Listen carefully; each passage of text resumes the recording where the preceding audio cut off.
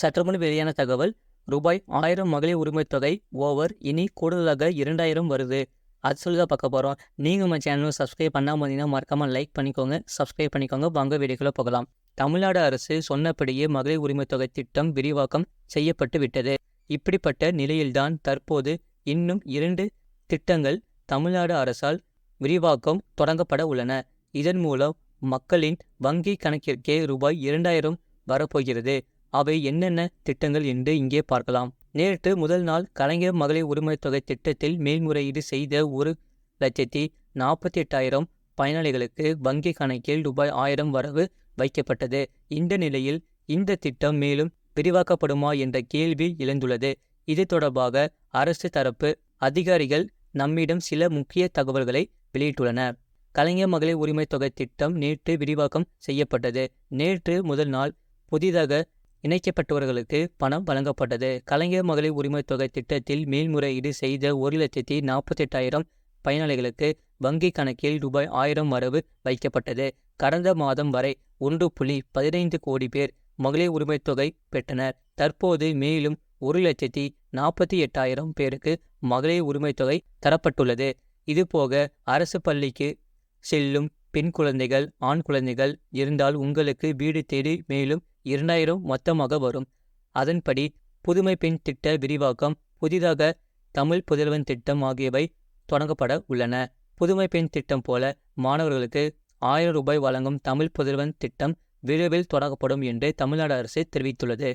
கடந்த வருடம் தமிழ்நாடு பட்ஜெட்டில் மூவலூர் ராமாமிர்தம் அம்மையார் நினைவு திருமண நிதியுதவி திட்டம் மாற்றப்படுவதாக அறிவிக்கப்பட்டது. இந்த திட்டத்தின் கீழ் பெண்களுக்கு திருமண உதவித்தொகையும் தாலிக்கு தங்கமும் வழங்கப்பட்டு வந்தது. இந்த திட்டத்தை மூவலூர் ராமாமிர்தம் அம்மையார் உயர்கல்வி உறுதி திட்டம் என்று மாற்றுவதாக அறிவித்தார். அதன்படி அரசு பள்ளிகளில் படிக்கும் 6 முதல் 12ஆம் வகுப்பு வரை பயின்ற மாணவிகளுக்கு மாதம் 1000 ரூபாய் உதவித்தொகை வழங்கப்படுகிறது. அவர்கள் இளங்கலை படிப்பு படித்து முடிக்கும் வரை இந்த தொகை வழங்கப்படும்.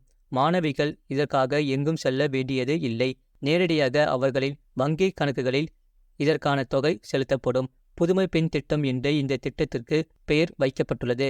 இந்த திட்டத்தின் தொடக்க விழாதான் கடந்த வருடம் நடந்து 1 வருடமாக பணம் கொடுக்கப்பட்டு வருகிறது. இன்னும் 3 வாரங்களில் தமிழ் புதல்வன் திட்டமும் தொடங்கப்பட உள்ளன. மேற்கண்ட திட்டத்தில் புதிய மாணவிகள் அடுத்த மாதம் சேர்க்கப்பட உள்ளனர். அதேபோல் புதுமை பெண் திட்டம் போல மாணவர்களுக்கு 1000 ரூபாய் வழங்கும் தமிழ் புதல்வன் திட்டம் விரைவில் தொடங்கப்படும் என்று தமிழ்நாடு அரசு தெரிவித்துள்ளது. முதல்வர் ஸ்டாலின் வெளியிட்டுள்ள அறிவிப்பில் புதுமை பெண் திட்டம் போல மாணவர்களுக்கு 1000 ரூபாய் வழங்கும் தமிழ் புதல்வன் திட்டம் விரைவில் தொடங்கப்படும். தமிழ்நாட்டில் போதைப் பொருள் நடமாட்டத்தை பெருமளவில் கட்டுப்படுத்தி இருக்கிறோம். போதைப் பொருள் நடமாட்டம் என்பது சட்டம் ஒழுங்கு பிரச்சினை மட்டுமல்ல, சமூக ஒழுங்கு பிரச்சினை. போதைப் பொருள் நடமாட்டம் இருக்கும் என கண்டறியப்படும் பகுதிகளில் தனி கவனம் செலுத்த வேண்டும். கலைஞர் கனவு இல்லம் திட்டத்திற்கும் 2.5 லட்சம் தொகுப்பு வீடுகளை புனரமைக்கும் திட்டத்திற்கும் தனி கவனம் செலுத்த வேண்டும் என்று முதல்வர் ஸ்டாலின் தெரிவித்துள்ளார். அரசு பள்ளியில் படித்து கல்லூரி சேரும் மாணவர்களுக்கு இந்த நிதி வழங்கப்படும். இளங்கலை படிப்பு படித்து முடிக்கும் வரை மாணவர்களுக்கு இந்த தொகை வழங்கப்படும். மாணவர்களுக்கு இதற்காக எங்கும் செல்ல வேண்டியதில்லை. நேரடியாக அவர்களின் வங்கி கணக்குகளில் இதற்கான தொகை செலுத்தப்படும். தமிழ் புதல்வன் திட்டம் என்று இந்த திட்டத்திற்கு பெயர் வைக்கப்பட்டுள்ளது. இந்த திட்டத்தின் தொடக்க விழாதான் விரைவில் நடத்தப்பட உள்ளது.